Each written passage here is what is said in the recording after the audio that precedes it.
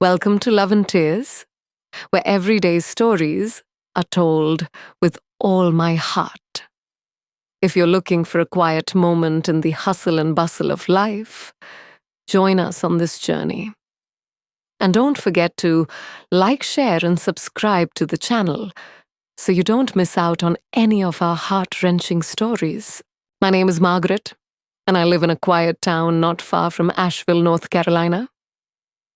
Since turning 60, my life has slowed down, but strangely, I've come to appreciate that rhythm. After decades of working in education and raising two sons, both of whom have their own families, the small backyard has become a place where I find myself again. A place to breathe, to think, and lately, to feel something again. That morning was like any other. The sun was high in the sky, casting warm patches of light through the maple leaves along the garden fence. The buzz of bees hovered around the lavender bushes, and the smell of fresh earth filled the air. I was kneeling wearing an old straw hat and threadbare gloves, gently planting marigolds along the fence. I didn't hear anyone approaching. I was humming softly, lost in the rhythm of digging and planting, when I suddenly felt someone standing behind me. Not threatening, just surprising. These will be beautiful when they bloom. I turned around, startled, my heart beating faster than usual, a common occurrence for an older woman. It was Ethan. Once upon a time, Ethan had been a paperboy in the neighborhood. His voice was broken, and his red bicycle always leaned to one side because the pedals were crooked. But now, he was no longer the boy he had been. In front of me was a man in his early 30s with sturdy shoulders, a tan that seemed accustomed to working outdoors, and a gentle confidence that made people like him at first sight. Ethan, oh my, it's been years, I said, brushing the dirt off my knees as I stood up. He smiled, his eyes still filled with familiarity. I was visiting my mother down the street. I was passing by and saw you out here. I laughed, not knowing why I suddenly felt the urge to smooth my hair, straighten my faded gardening shirt. You surprised me. But it's nice to see you again. We stood there for a few seconds, looking at each other, not with romantic eyes, not yet, but with a human look, a recognition that time may change, but the memories of people are still there, just more mature. Ethan offered to help me plant the last few trees, and this time, I didn't say no. If the story reminds you of someone or a memory you haven't touched in a while, please leave a comment below.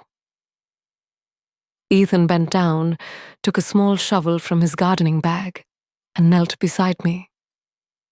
For a long time, we worked in silence, only occasionally exchanging small stories. He told me about his job as a landscape designer. I told him about my mischievous grandchildren and my never-ending love for this garden. Then Ethan handed me a marigold plant. Our hands touched so lightly, so fleetingly, but it sent a jolt of electricity down my spine. An unexpected feeling. I raised my head, and his eyes met mine. Not fierce, not heavy, just sincere. And I think a little curious. Do you ever feel lonely living here alone? His voice was low and soft. I swallowed, suddenly aware of the silence around me. The birds had fallen silent. Even the wind seemed to hold its breath. Sometimes I answered honestly, but you always find a way to fill that silence. Ethan nodded the nod of someone who understood something beyond the words. We finished planting the last row of plants, then stood up together. He brushed the dirt off his hands with his jeans and said, "I'd like to stop by if you don't mind. I can bring some of my own seeds." I smiled, feeling like a tiny sprout had just sprouted a feeling I hadn't felt in a long time. "I'd love to, Ethan. I'd love to." He turned and walked down the path through the garden, the afternoon sun illuminating his shoulders like gold. Before he disappeared, he turned and waved. As for me, I stood there among the daisies and lavender, my heart pounding like it had when I was 20. Maybe just a lovely chance encounter. But somewhere inside me whispered, maybe this was the beginning of something unexpected. And who knows, something I really needed. The days that followed passed slowly, the way time often does, when you're waiting for something, but pretending not to. I told myself that I didn't expect him to actually come back. People often say things like, "I'll stop by someday," or "We'll see each other soon," but most of them are just polite words. Still, a part of me hoped by Thursday afternoon I saw him again.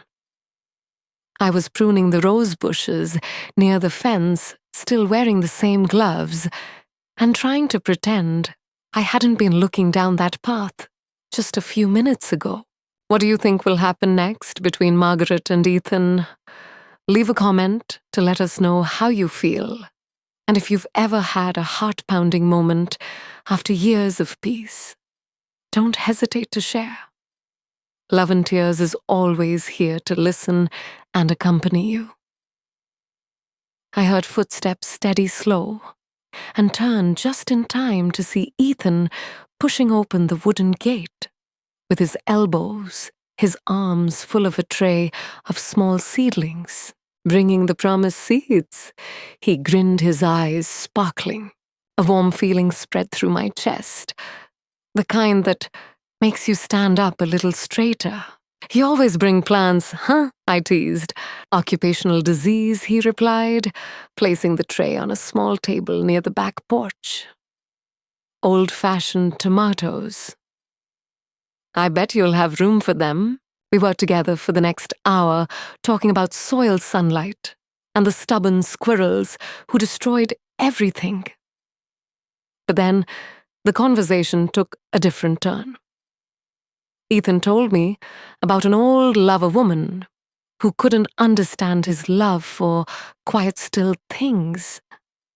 And I told of those long ago Saturday afternoons when my late husband and I would dance in the living room, just the two of us, to some old jazz. There was no sense of age gap, just two people talking, seeing each other clearly. When it was time to take a break, I poured 2 glasses of cool lemonade from a glass pitcher and handed him one. We sat on a wooden bench under an old oak tree, the sunlight pouring gold on every leaf, the air strangely warm.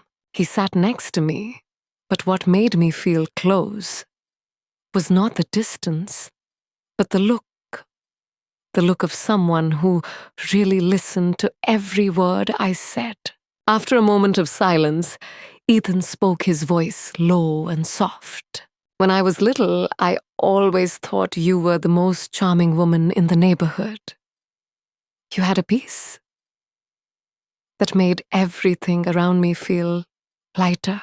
I didn't know how to respond. It was the sort of thing you don't hear often, especially at my age, and even less often from a man like him."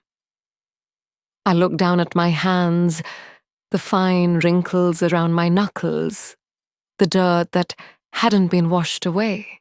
"Grace seems to belong to a younger version of me," I whispered. "No?" Ethan put down his glass, his eyes serious and gentle. "It's still there. Maybe more so." The words covered me like a soft blanket, comforting and intimate. I felt my chest tighten, not from discomfort, but from something deeper, a recognition or maybe a long-forgotten longing. As the sun began to set in the west and shadows lengthened across the garden, Ethan stood and offered me his hand to help me up from the chair. His hand squeezed mine gently, just a little longer, long enough for me to realize, without words. "I'll be back next week," he said. I smiled, though a storm of emotions was brewing inside. After he left, I sat alone in the quiet garden, the scent of tomato leaves lingering in my hands, the echo of his voice ringing in my head. Something was blooming here, slowly, steadily, like a flower opening after a long winter. And for the first time in years, I no longer felt lost. I felt seen. The following week brought a change in the air, warmer, heavier, the kind of early summer heat that makes even the hydrangeas bow their heads at noon. Love sometimes comes slowly, but it goes very deep. Have you ever felt a strange connection with someone who seemed so different from you? Leave a comment. Love and Tears always listens to your heart. Most mornings I still spent in the garden, taking advantage of the sun before it rose too high. Though I told myself not to expect it, I couldn't help but glance at the wooden gate every time the wind made its way. On Friday, he came back later this time than usual. I had just stepped inside to wash the dirt off my hands when I heard the familiar creak of the hinges. The gate opened again. I stepped out onto the porch, towel in hand, drying my fingers that still smelled of daisies. And there, Ethan stood, his navy blue shirt clinging to his figure because of the heat, holding a thin book with a brown cover. "I hope you're not too late," he said, smiling warmly. I brought something. From his cloth bag, he pulled out 2 small ceramic pots, hand-painted with tiny vines snaking around the sides. I made them myself. Thought, your lavender might like them. I stared at them for a long time, inexplicably moved. They weren't perfect.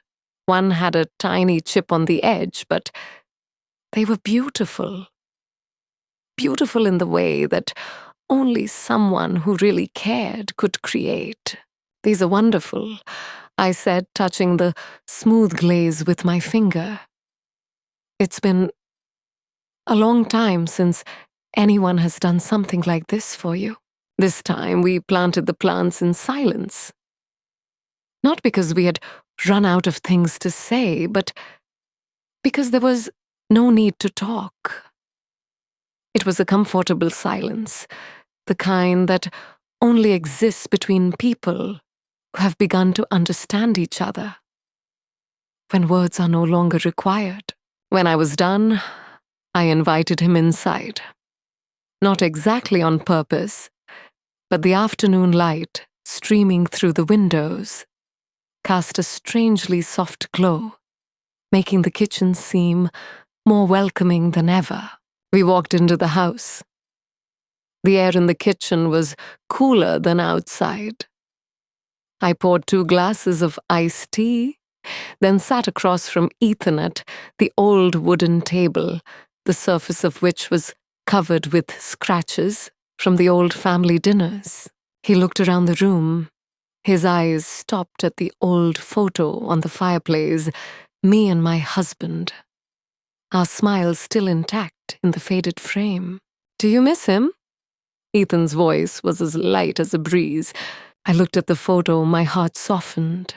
It doesn't hurt every day like before. It's like a part of you now. Not all of you, but still there. Ethan nodded slowly.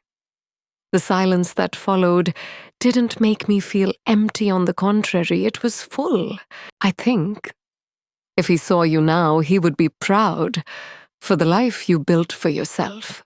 Some wounds never heal completely, but time and sincere souls can soften them. Have you ever felt deeply seen by someone? Share it with love and tears, where every emotion is appreciated. His words touched something deep inside me.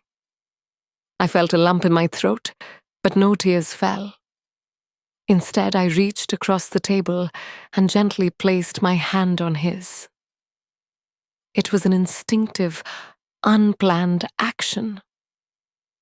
But it was right, so right, that it made me feel alive. Ethan didn't pull his hand away. The moment lingered like an electric wave running through the air, quiet but intense. He ran his thumb over the back of my hand, slowly, deliberately, not pressing, not rushing. Just presence. I don't want to make you uncomfortable, he whispered, as if afraid to break the silence between us. I'm not making you uncomfortable, I said, and I meant it. He stood up, walked around the small table, and gently pulled me to my feet. I looked up at him, a man so much younger than me, yet so steady and sincere. We stood close, so close the distance seemed to disappear.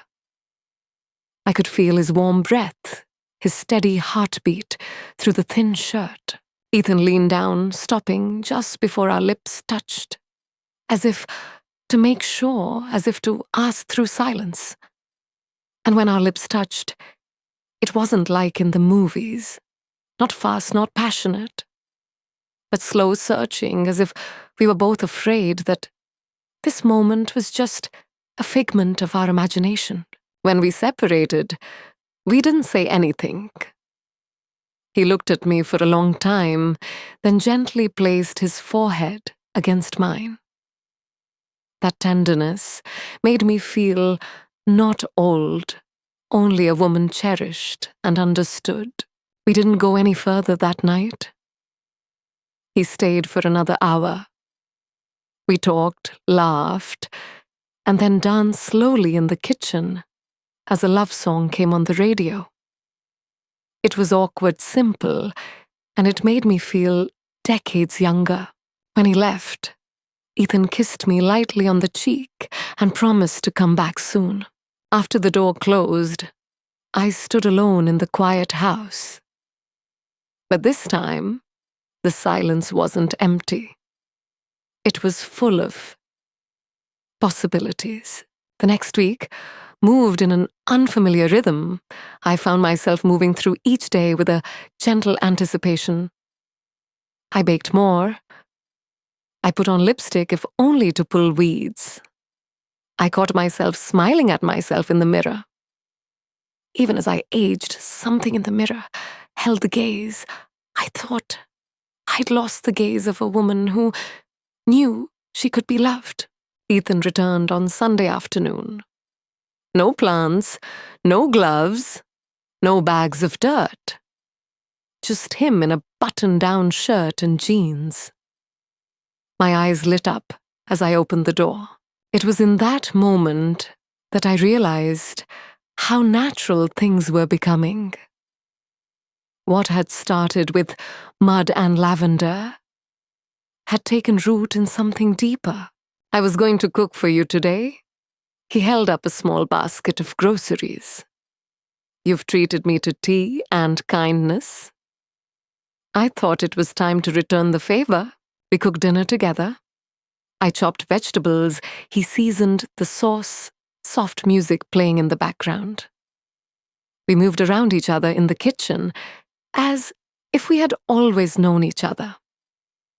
He told me about his new job, a special garden design project for seniors who couldn't get down to work on their knees. I listened to him, every detail, thoughtful. And I felt proud, not just of his work, but of the person he was becoming. Dinner was served on the porch. The garden glows under the setting sun, marigolds in full bloom, tomato plants standing tall on trellises. The scent of basil and honeysuckle wafts in the air, and the air is filled with life. Sometimes love doesn't come like a storm. It comes like the light at the end of the day, gentle and steady.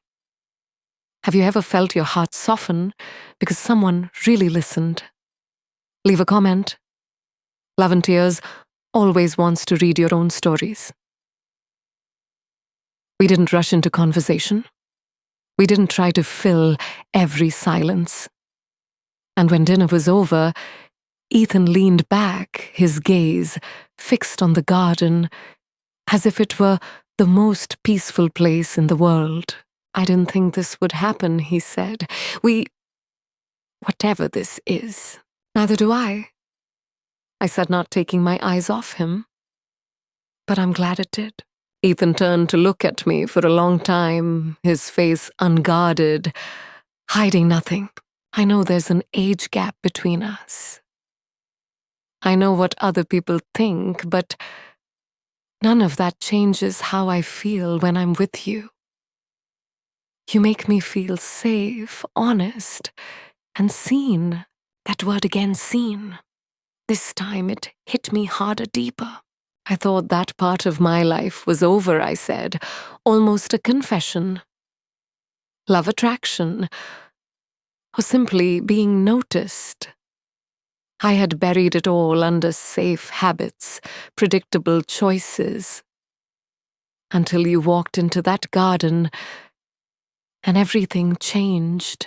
Ethan reached across the table and took my hand gently, without haste, without embellishment. Just one human touching another with sincerity. I don't know where this will lead, he said. But I want to continue walking with you, no matter what path it takes. I didn't answer right away. I let myself sink in, let his words sink in, like the soil soaking up water after a rain. Then I smiled gently, surely like a breeze through the trees. Me too, I whispered. The sky darkened. The first stars began to twinkle. We sat on the porch, hand in hand, silently watching the fireflies rise like tiny sparks from the ground. It wasn't dramatic, it wasn't fairy tale, but it was real. And for the first time in years, I didn't feel like I was just standing on the sidelines. I was in it alive with someone who made the silence full, made the future less uncertain, and made the present, this tender, unexpected, unplanned moment, feel completely right. Thank you for listening to the story to the end. Maybe love doesn't always come at the right time, doesn't always come when we expect it. But when it does, gently, sincerely, and without regret, it is the most beautiful gift life can give. If you've ever loved or been seen or found yourself through someone else, please share it with Love and Tears. Because sometimes your story is a ray of light for someone out there.